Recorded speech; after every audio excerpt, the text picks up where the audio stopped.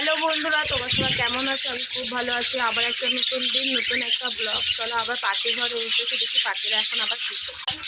দেখো বন্ধুরা, এদের খাবার দিয়ে দিয়েছে, সব এখন খাচ্ছে। ঠান্ডাতে অনেক ছটফট করছে না, ঠান্ডায় এদের ভালো সুস্থ করে রাখতে হবে। আমি গরম ডিম দেবো আর ভাত বানাবো, গরম গরম ভাত দিয়ে ডিম দিয়ে দেবো। এখনো ডিমটা আনিনি, আবার নিয়ে আসছি, দিয়ে আবার আসবো, এসে আবার ডিম ডিম দিয়ে ভাত দিয়ে মেখে দিয়ে দেবো। সপ্তাহে একদিন ওদের ডিম ভাত দিতে হয়। তাহলে ওদের শরীরটা গরম থাকবে, হিট থাকবে। এখন এত ঠান্ডা পড়েছে, এত ফল আর শাক সবজি দেওয়া যাচ্ছে না। এখন ওরা ওই দানার উপরেই থাকবে। দানা নিয়ে খাবে, দাবে থাকবে।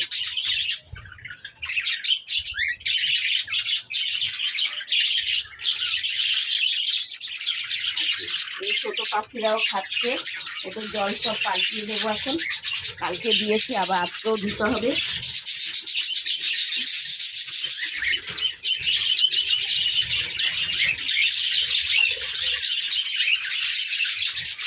দেখো এদের বদমাশি।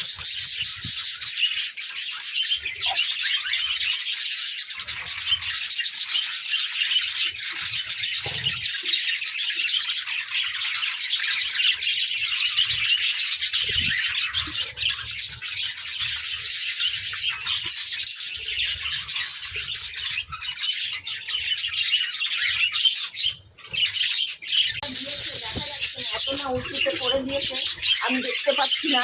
এর ভেতরে সব ডিম আছে, ডিম বাচ্চা সব আছে ভেতরে।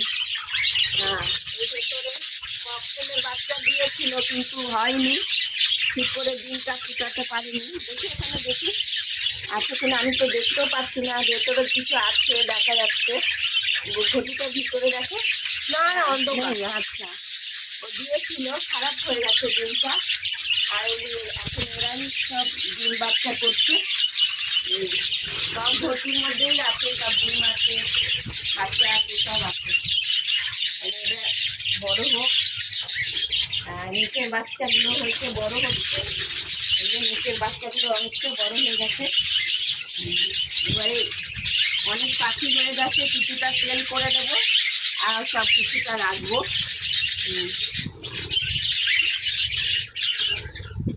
না, দানার দাম হয়ে গেছে, আর এত বেশি রাখা যাবে না, কিছু রাখবো আর সব সেল করে দেবো। তারপরে ওরাই আবার অনেক